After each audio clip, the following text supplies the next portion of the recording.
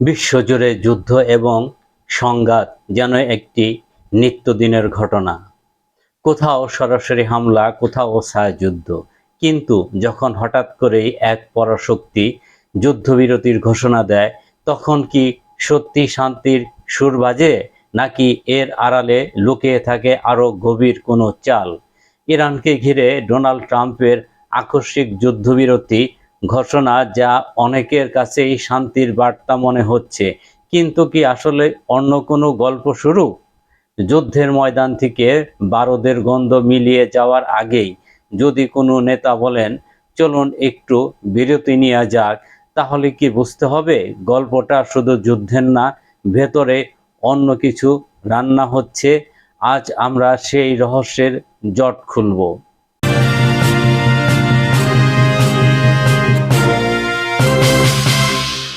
আপনারা দেখছেন digital news TV. আমি আপনাদের সাথে আছি সৈয়দ মিরাজুর রহমান। ট্রাম্পের যুদ্ধবিরতি কৌশল নাকি সামরিক দুর্বলতা? ইরানের সঙ্গে যুক্তরাষ্ট্রের ছায়াযুদ্ধের আড়ালে কি চলছে?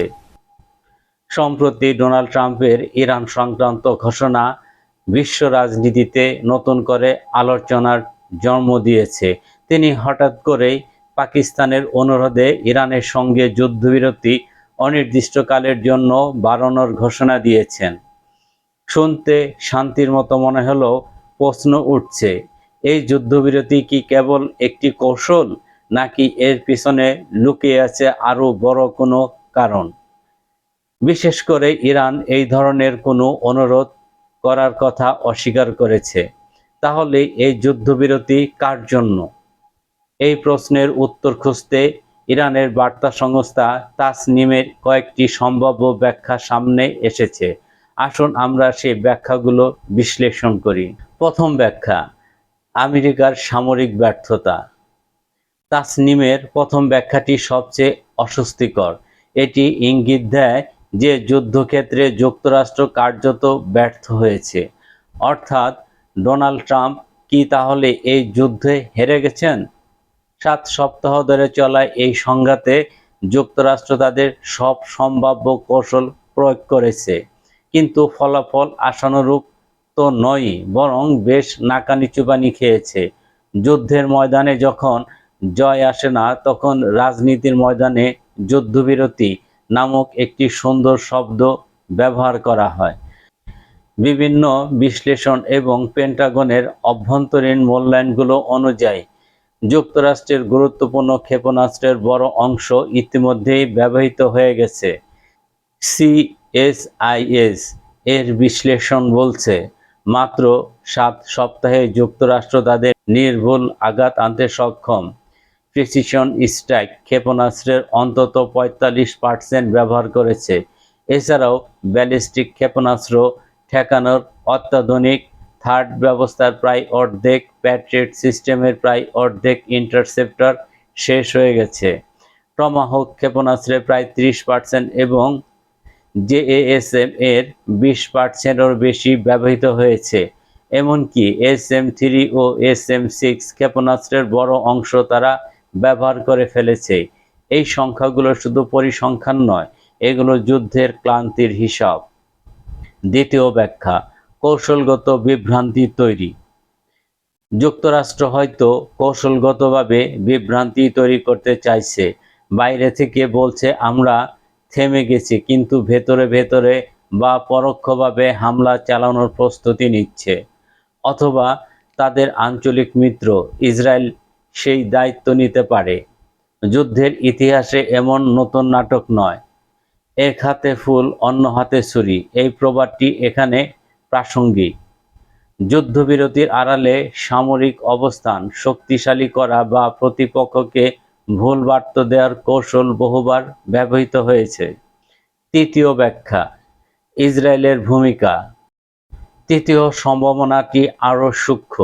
যুক্তরাষ্ট্র হয়তো সত্যি সরে যেতে চাইছে, কিন্তু ইসরায়েল এই সংঘাত চালিয়ে যেতে পারে। অতীতে যেমন লেবাননের ক্ষেত্রে দেখা গেছে, যুদ্ধবিরতির মাঝেও সংঘাত চলতে থাকে, অজুহাত তৈরি হয়, আর যুদ্ধ পুরোপুরি শেষ হয় না। যুক্তরাষ্ট্র যদি পিছু হটতেও চায়, ইসরায়েলের নিরাপত্তা উদ্বেগ এবং আঞ্চলিক আধিপত্যের আকাঙ্ক্ষা সংঘাতকে জিয়ে রাখতে পারে। চতুর্থ ব্যাখ্যা, হরমুজ প্রণালীর নিয়ন্ত্রণ। চতুর্থ ব্যাখ্যাটি সমুদ্রের দিকে তাকায়, বিশেষ করে হরমুজ প্রণালীর দিকে। যদি যুক্তরাষ্ট্র নৌ অবরোধ চালিয়ে যায়, তাহলে ইরান এটিকে যুদ্ধের অংশ হিসাবে দেখবে এবং প্রণালী খুলবে না। প্রয়োজনে শক্তি প্রয়োগ করে অবরোধ ভেঙে দেওয়ার হুমকিও ইরান দিয়েছে। অর্থাৎ যুদ্ধবিরতি কাগজে থাকলেও বাস্তবে উত্তেজনা একই জায়গায় দাঁড়িয়ে থাকবে। বর্তমানে ইরান হরমুজ প্রণালীর নিয়ন্ত্রণে আছে, যা বিশ্বের তেল বাণিজ্যের এক গুরুত্বপূর্ণ রাস্তা। এই পথ যদি বন্ধ হয়ে যায়, তাহলে প্রভাব পড়বে পুরো বিশ্বে। পঞ্চম ব্যাখ্যা, দীর্ঘমেয়াদী ঝুলন্ত অবস্থা। পঞ্চম ব্যাখ্যাটি সবচেয়ে দীর্ঘমেয়াদী।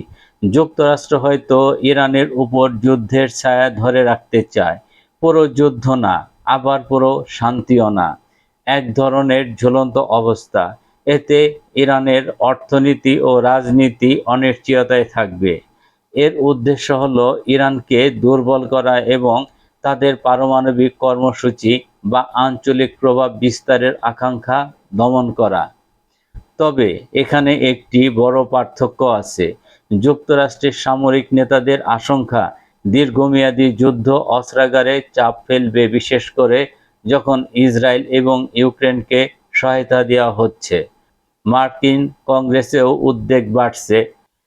ডেমোক্র্যাটরা প্রশ্ন তুলছেন, এই গোলাবারুদ ব্যবহৃত হলে ভবিষ্যতে প্রতিরক্ষা কিভাবে চালানো হবে?